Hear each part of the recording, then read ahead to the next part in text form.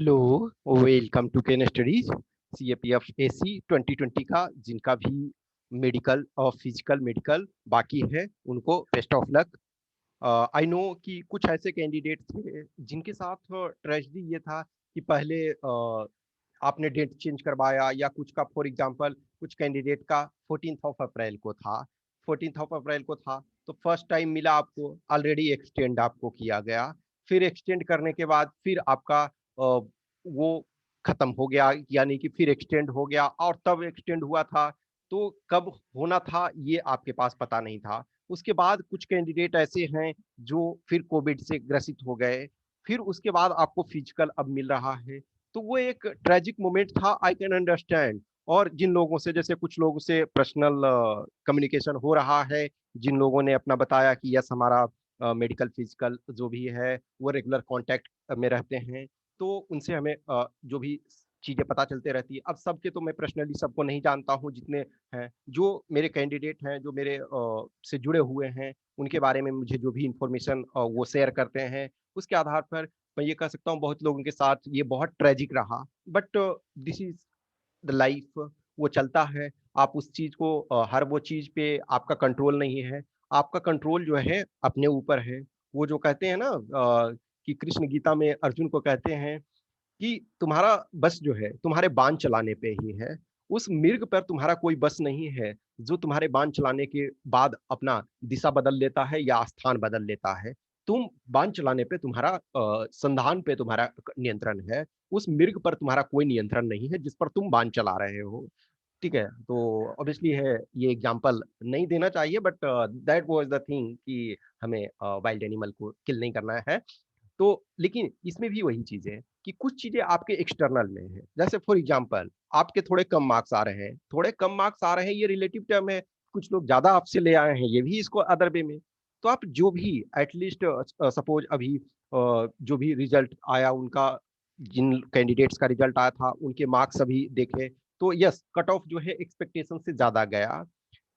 Yes जो अभी EWS वाले हैं, फिर उसके बाद जो रिजर्व लिस्ट में हैं तो लिटिल डाउन जाएगा, लेकिन अभी तक जो है वो आपके सपोज जनरल और ओबीसी के 318 जो है वो हाईएस्ट कट ऑफ आपका है। अब तक 316 हाईएस्ट गया था, 318 न्यू हाइट एक तरह से है। होप सो कि ये डाउन आ जाना चाहिए। ठीक है, 316 या 315 के आसपास फाइनली आ जाना चाहिए जब रिजर्व लिस्ट वाला आएगा तो एनीवे जो भी आप सिचुएशन में है, फिर उसके बाद प्रेशर क्या है आपके पास, प्रेशर 2021 का भी है कि पीक लेवल पे आपका इसका भी प्रिपरेशन चल रहा है। तो एक तरफ आपको मेंटल बर्डन है 2021 के लिए इसका प्रिपरेशन, और फिजिकल आपको वो करना है। यस, फिजिकल यदि देखा जाए तो एज ए ऑफिसर के लेवल पे आपके पास ये बहुत ज्यादा नहीं है, ये बहुत टफ नहीं है।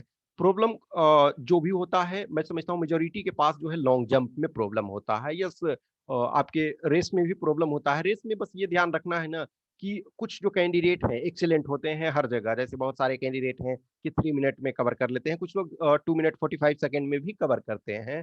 तो आपको 3 मिनट 45 सेकेंड मेल के लिए दिया जा रहा है, फीमेल के लिए 4 मिनट 45 सेकेंड दिया जा रहा है। तो आप उस अनुसार जो टॉपर है उसमें जो हर बैच में जो अच्छे कैंडिडेट हैं, जो बहुत अच्छे रनिंग कर रहे हैं, आप उनको टारगेट रखो, यस उनके पीछे चलते रहो तो उस चीज को कवर कर ले जाओगे। लॉन्ग जंप की थोड़ी सी प्रैक्टिस जरूरी है, और बाकी इवेंट तो आराम से आप कर सकते हो। गोला फेंकने में क्या है, आप बस सर्किल के अंदर रहो, ये इंपॉर्टेंट है, सर्किल से बाहर नहीं निकलना है।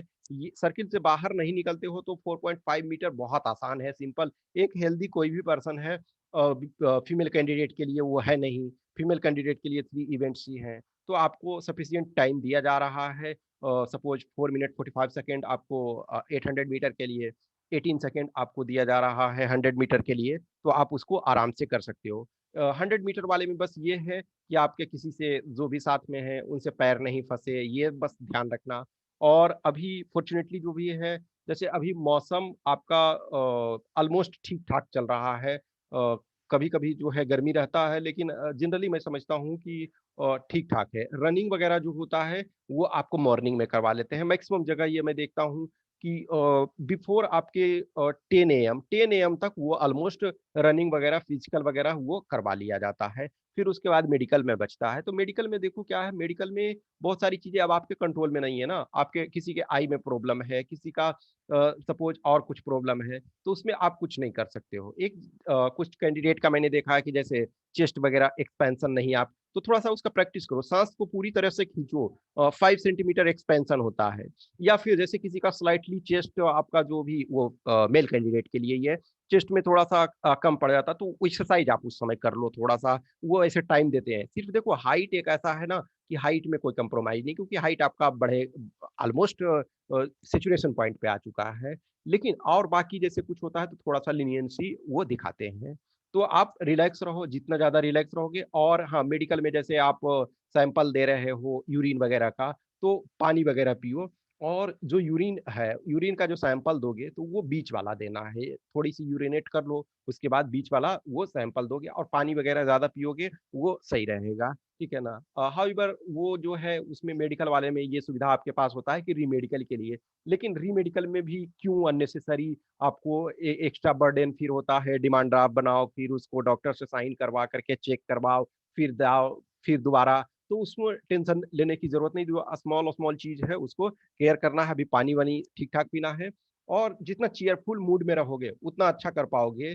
मैं सीरियसली बता रहा हूँ कि 2 टाइम्स मेरे एक्सपीरियंस रहे और 2 टाइम्स से मुझे कोई प्रॉब्लम नहीं हुआ, जबकि मैं बहुत ज़्यादा प्रैक्टिस नहीं करता था। एक कॉन्फिडेंस था कि यस आज इतना मैं कर लूँगा। ऐसा नहीं है कि रैंडमली मैं चला गया लेकिन बहुत ज़्यादा ये नहीं किया कि यस लगा कि इतना आसान है, बहुत आसान है उस चीज़ को करना, उतना किया जा सकता है।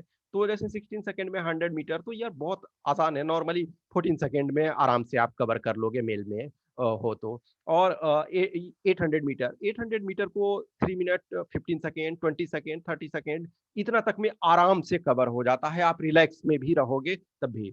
लॉन्ग जंप में प्रॉब्लम क्या होता है ना, बहुत सारे कैंडिडेट लाइन को क्रॉस कर जाते हैं, या तो जहाँ से आप कूद रहे हो वो लाइन या फिर जो उधर जहाँ आपको कूदना है, तो आप ज़्यादा करने के बाद भी लाइन को क्रॉस कर जाते हो तो उसमें दिक्कत। अदरवाइज़ एनीवे उसमें 3 चांसेस दिए जाते हैं। कुछ कैंडिडेट हैं जो 3 के बाद भी गड़बड़ हो जाते हैं, तो एटलीस्ट लॉन्ग जंप में आप प्रैक्टिस करो। लॉन्ग जंप का एक मूल मंत्र क्या है? स्पीड अपना ज़्यादा रखो, 2 चीज़ को ध्यान रखो कि थोड़ा-सा स्पीड ज़्यादा रखो और ये लाइन को क्रॉस नहीं करो और बॉडी को आगे की ओर फेंको, तो आराम से इसका किया जा सकता है। जितना रिलैक्स रहोगे, चीयरफुल मूड में रहोगे, उतना आपका फ़ायदा होगा। कुछ भी क्वेश्चन्स क्वेरी है, तो आप हमें ये बताना ठीक है? तो जो भी प्रश्न वगैरह है, क्वेश्चन है और प्रिपरेशन आप अपना साथ में जारी रखो और घबराना नहीं है कि क्या होगा, नहीं होगा, उस चीज़ से टेंशन आपके बस में जो है, वो आप अपना दो, ठीक है? Okay, thank you.